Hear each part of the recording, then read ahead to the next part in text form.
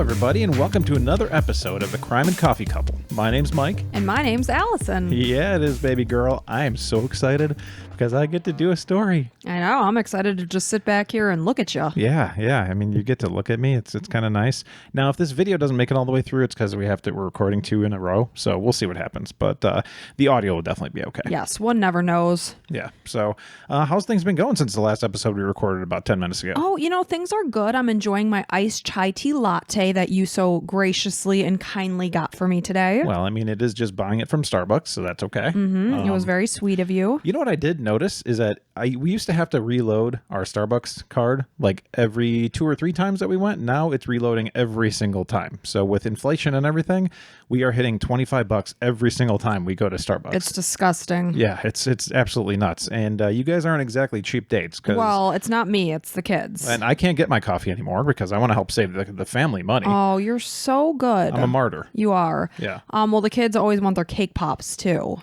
Oh my God, those like $3.25, like it's this much of a little donut hole of a cake. Friggin' ball of cake. Yeah. What a joke. Should just get donut holes from Dunkin' Donuts. Speaking of cakes, I just made a Jell-O poke cake, and it's delicious. They're so good. Oh yeah, that's the other thing you were a martyr for. You're like, I guess I'm making my own Mother's Day cake. And I'm like, there's no such thing as a Mother's Day cake. Oh, and I was totally joking. It's actually my mom's, we're pre-recording, so we're a week early. But my mom's 51st anniversary today, and my dad. What about your dad? Oh, yeah. Okay, good. So that's the 13th, and then 14th is Mother's Day, and then the 15th is my mom's birthday. So it's actually a cake for my mom's birthday, but it's delicious. It's a Jell-O poke cake. If you've never made it before, it's just literally a box of white cake mix, which took me all of like maybe 2 minutes to put together. Throw that bad boy in the oven, and then you poke a bunch of holes and then pour the liquid Jell-O over the cake and then refrigerate it. And then the topping is just Cool Whip. So you would make the Jell-O as usual.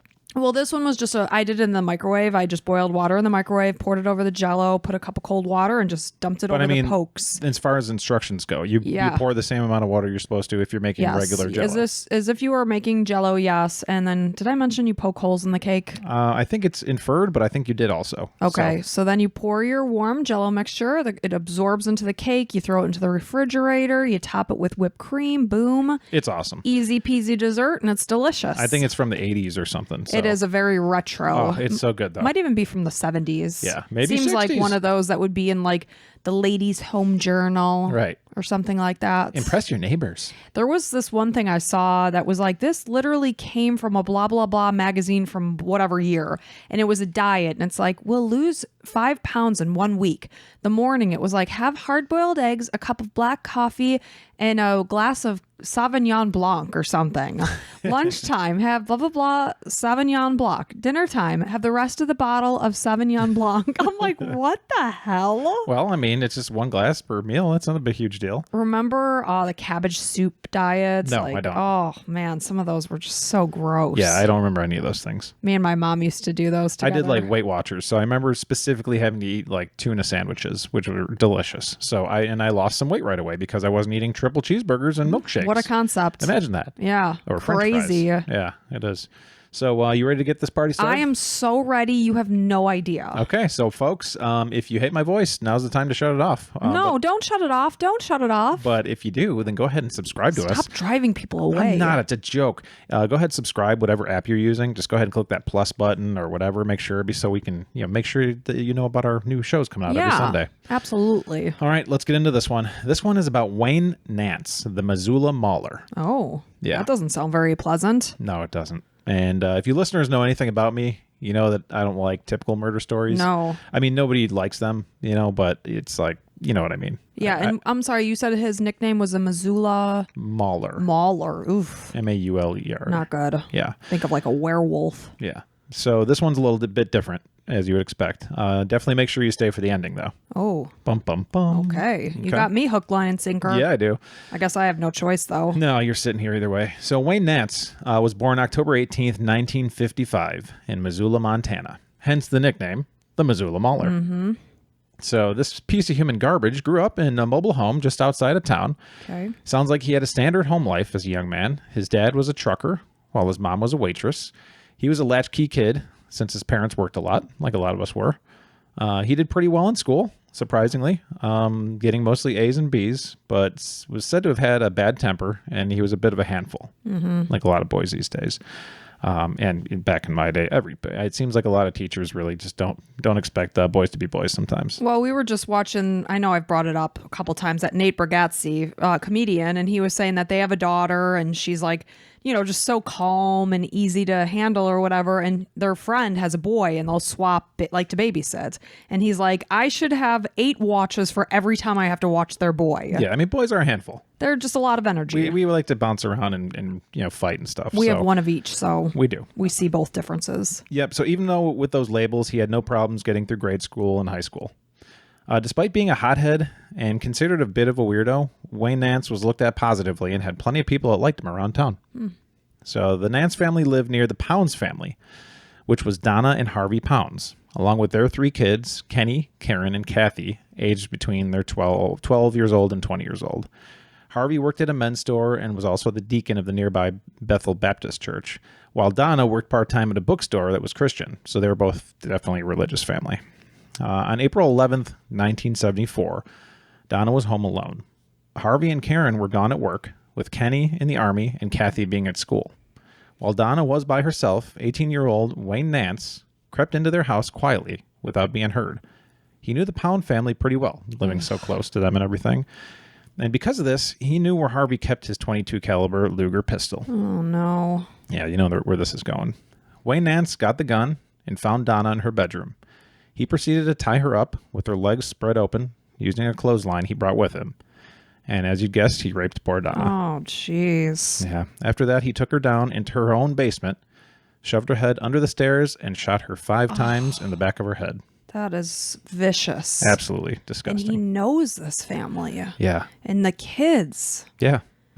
I don't know. It's like you would expect him to have like a troubled childhood at some point. It maybe he had some stuff going on, but like really there wasn't a whole lot of evidence of anything. You cannot tell me that this is the first time he's done something wrong. Yeah, and he can't be perfectly well adjusted. Hell no. Yep. So when police were investigating the murder, a neighbor told them she saw a person who looked like Wayne Nance around the Pounds home that same afternoon. Police went to question Nance, who claimed he was homesick all day long, like a little baby. Ugh. He said he had nothing to do with anything, but police still got a search warrant and found a pair of underwear with human bloodstains on it. Okay. Imagine that. Unfortunately, since it was 1974, that's as far as they could get since they didn't have DNA technology at the time. Man. So police had Nance in mind as a suspect, but they couldn't find anything more than that blood stain. So it's like could have been anybody's. So whose underwear was it? I don't know. Not his, I guess. So but the fact that a neighbor is killed, somebody has seen him around their house, and there's bloody underwear in his room. That's very friggin' suspicious. Yeah, you would think so. And maybe, the townspeople knew it and they just kind of wanted to be like, okay, let's if we say there's a murder around town, who knows? This is all conjecture. I don't know. Yeah. Of course, they also investigated Harvey, the husband, like we always think about. It came out that good Deacon Harvey was having an affair at this time. So he could have potentially had some motivation to murder his wife, but police found nothing further to pin anything on him. With nothing new for the police to work on, the case just went cold, and the Missoula Mauler was officially on the loose. Jeez, that's a shame, because we could have stopped some potential problems from happening. 100%. Because I'm sure this isn't where the story ends. No, you're exactly right, Allison. Later in 1979, good year, we were both born that year. Yes, we were. Railroad workers found a very decomposed body of a young woman that had been stabbed and raped near the Beavertail Hill State Park. Does that sound familiar at all? What is Beavertail Park? Beavertail Hill State Park. Okay. I'm saying, does it sound familiar that they find somebody stabbed and raped? Right, no. Yeah. So she was wearing a flowered print dress. Police searched for missing persons that matched her description but found nothing. So instead of Jane Doe, she was referred to as Betty Beavertail. Oh, because of where she was found. Yeah. I thought that was interesting. It's a strange thing. I guess it makes it more specific. Yeah, you wouldn't forget that. Right. It was almost like jokey. Yeah, that's not funny. Right. So this is somebody died here, and you're calling her Betty Beavertail.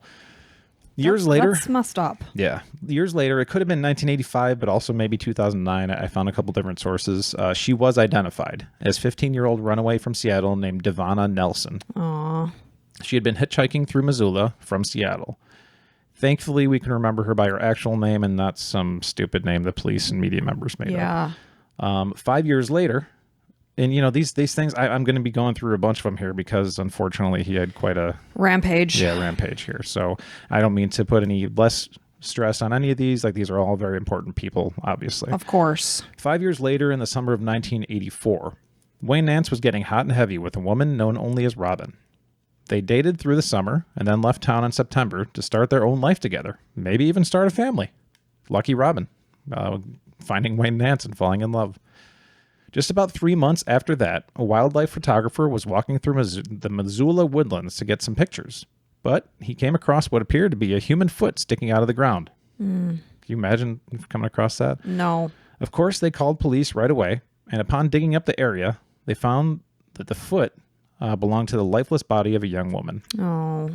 An expert said the body had likely been dead for about 3 months. Can you think of what may have happened 3 months prior? Probably something to do with Wayne Nance's, new love, Robin here. Mm-hmm. Again, police searched nearby missing person reports, but came up with no matches. This poor young lady did not have an easy death, as police found 3 gunshot wounds to her head. And again, like, horrible, horrible deaths. So he's shot 2 of his victims and stabbed 1. Right. Yep. Since they couldn't find her identity, police had to come up with another name, and this time it was Debbie Deer Creek. Okay. So that ended up being her, Robin. This is Robin. Yep. Then in September of 1985, a guy that was out hunting bears found human skeletal remains all around a hillside in West Missoula. So all in the same somewhat area here. So, I'm hoping they're tying this together. Right. Well, you would think, but I don't know. So police investigated and found the victim had 2 bullets lodged into her skull. Sound familiar? Yep. She had nothing on her that would identify her, so she became known as Christy Crystal Creek. They were putting these names together, and it's like, there's probably the same guy going, but they don't know because they just find a dead body. Right, but this is a lot of bodies. Right, you start putting this stuff together. Maybe this was a little before, like, serial killers, where they started to know that they had a patterns method. And methods. Yeah. Yep. According to one of the sources I read, they initially thought she was of Asian descent because of the style of dental work she had done, which I found interesting. I guess it was popular in Asia, and just the method of doing the dentistry. And she was also left-handed, but they said she did take really good care of her teeth. How did they know she was left-handed? I don't know. They were just like, they came up with these random facts. It's like she was probably Asian and left-handed, and it was like, okay, like, can't you find out more? I don't, there was something, maybe how the muscles on the left side or something were bigger or something like that. I don't know. And then a commenter on this article that I was reading said that she was not Asian. She was actually white. And it sounded like it was someone that knew her, because in 2021, thanks to DNA testing, it was announced that her name was Janet Lee Lucas. Wow. So they just found out a couple years ago? Yeah. Jeez. Insane, right? That is. So was she decomposed to the point they couldn't see her race? Yeah, absolutely. Okay. Because, anybody decomposed, it's really hard, unfortunately. Right.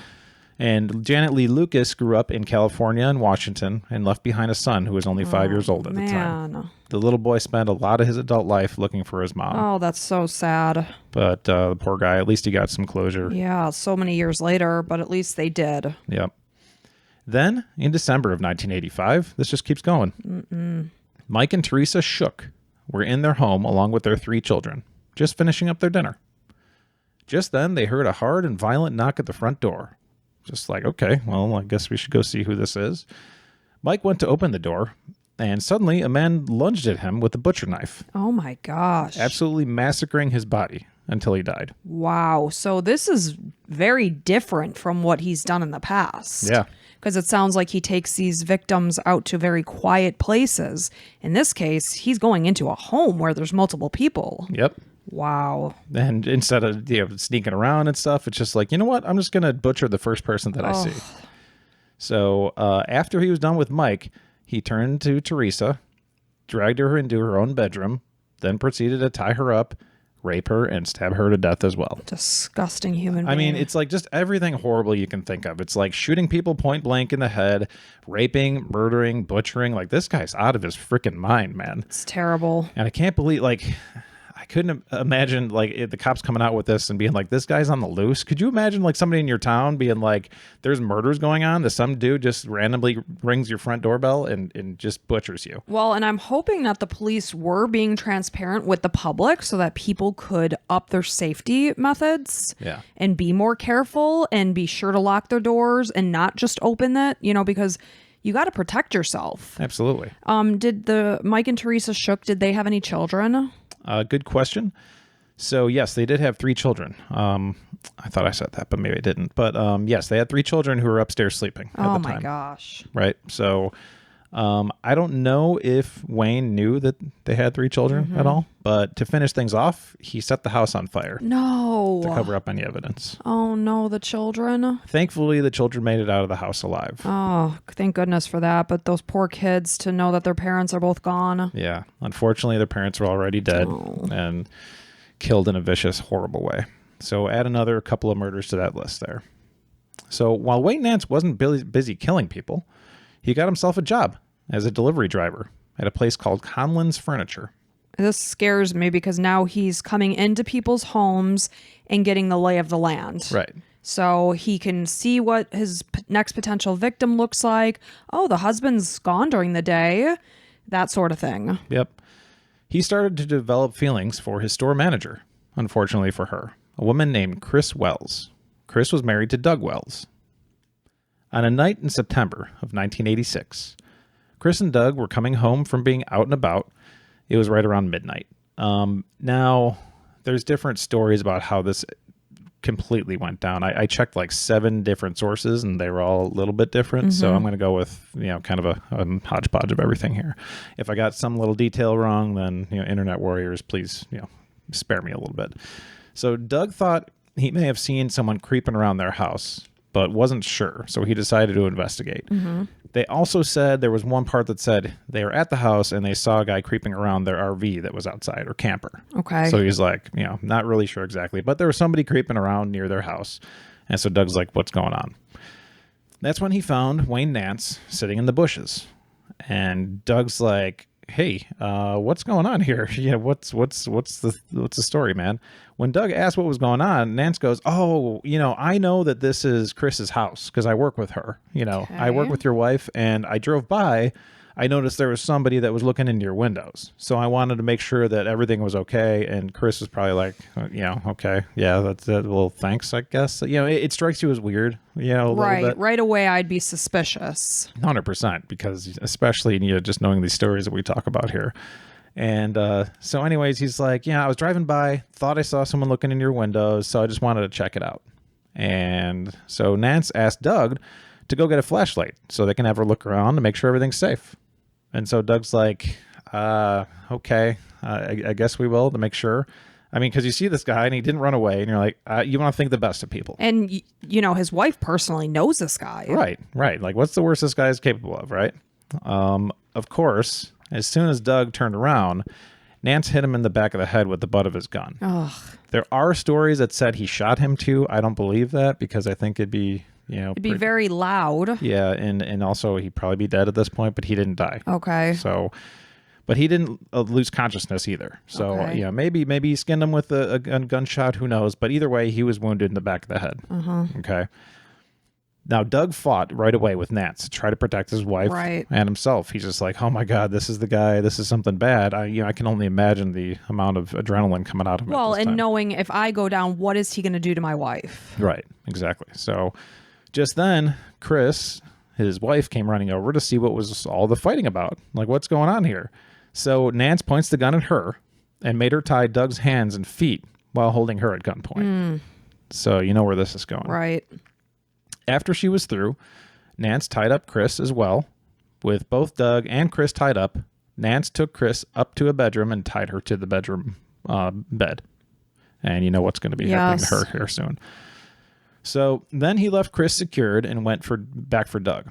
He made Doug go down into the basement with him, which you know what's going to be happening here. Tied his neck to a pole down in the basement, giving him no way out. Just then, Nance pulls out an 8-inch butcher knife and stuck it into Doug's chest, watching him wither away as the knife was stuck inside of him. How? And not a huge surprise, because this guy is an absolute monster. Once he was done with Doug, he headed back upstairs to the bedroom where Chris was waiting. Likely about to be raped and murdered, as Nance has been known to do, Wayne Nance climbed the stairs and entered the bedroom with Chris.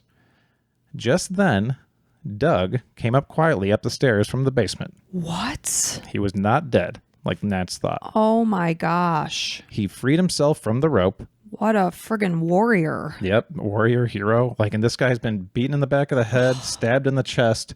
I guess the stab wound missed his heart by just a little bit. Wow. I did read that it punctured a lung, but I'm not sure. I can't confirm that. Okay.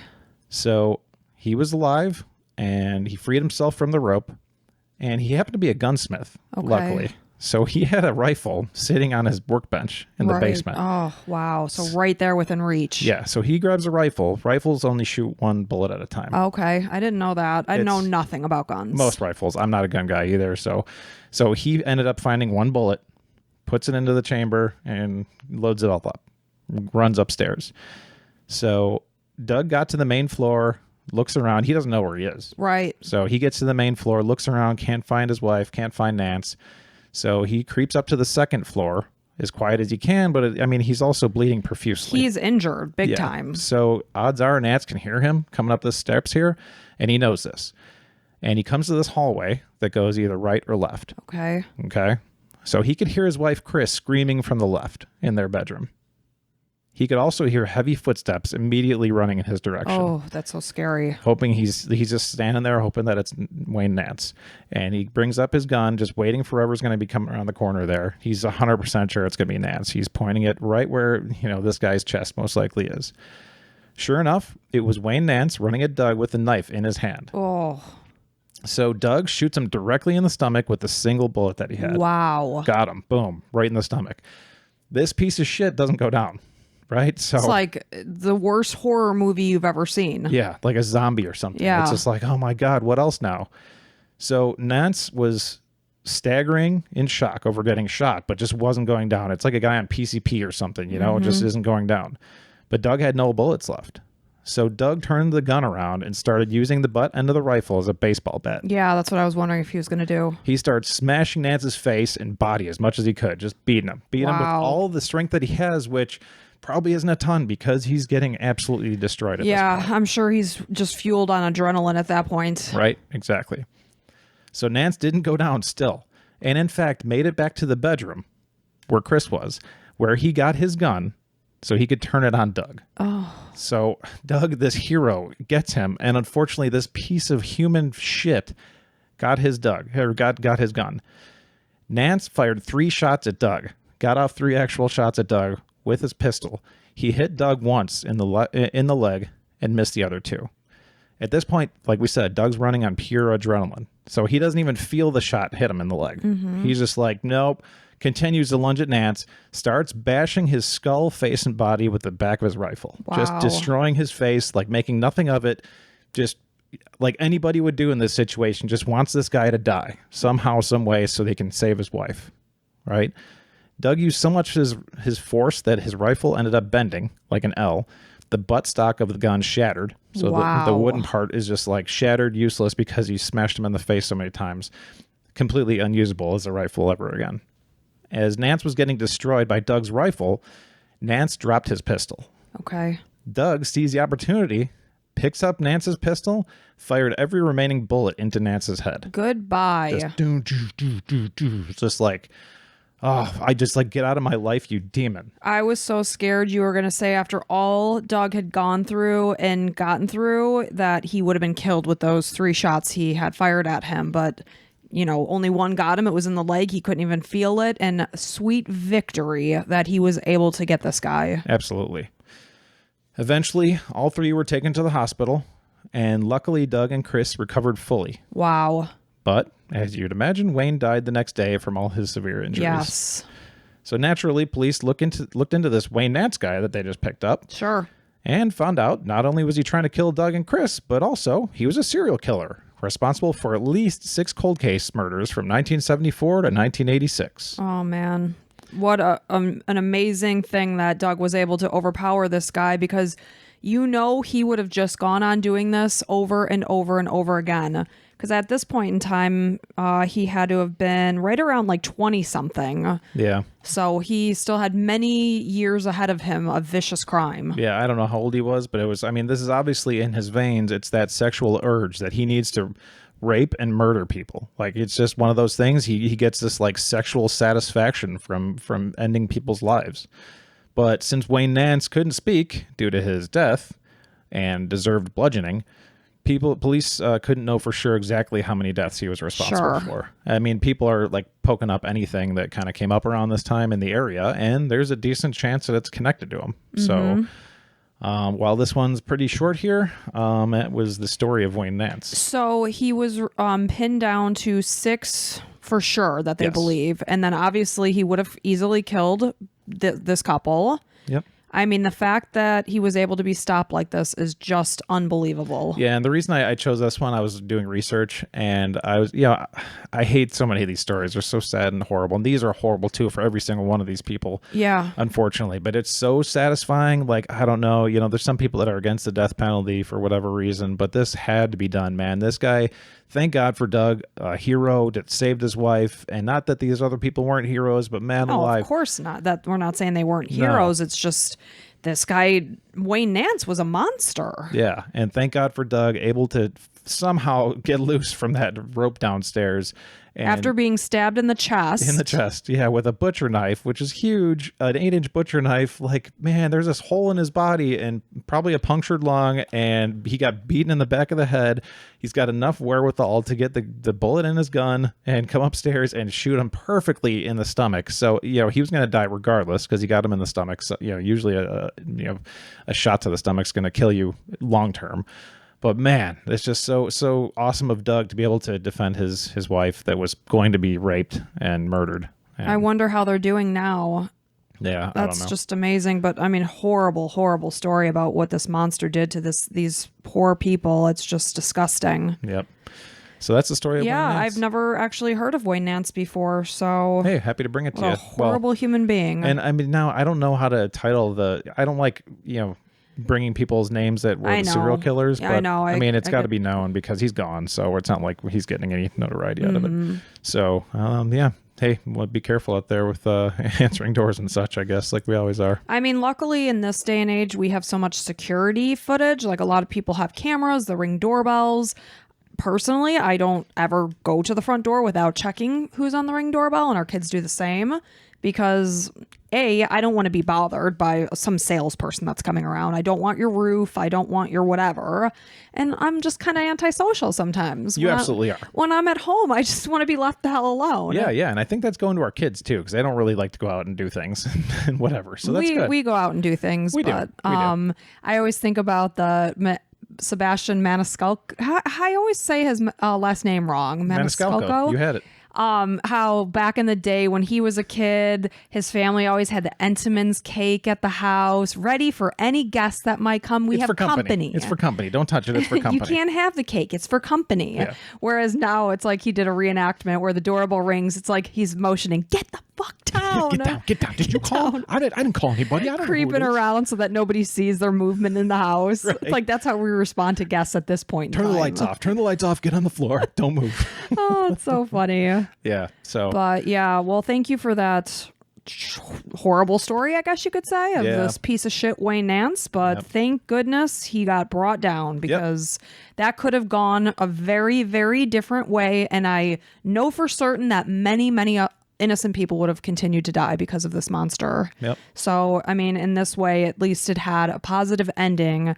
And I never expected, when you said Doug had 3 shots fired at him in addition to what had happened to him before, that he would actually survive. But amazing. Thankfully did. Yeah. So anyway, thank you for that. And again, if we are not reading your name from Patreon, if you're a new patron and we haven't said your name, it's only because we're pre-recording. And when we get back on track, we will list your name. And if you like what you hear and you want to become a patron, you will have an additional 20 plus episodes to your disposal to binge the hell out of. Yeah, depending on the level that you choose. So there's 3 different levels. Take a look, see what you get. You definitely get your name read, so that's kind of cool. And yeah, we appreciate you listening. Make sure to tell your friends and family about us, and thank you for all your hard efforts in listening. Yeah, and until next time, bye.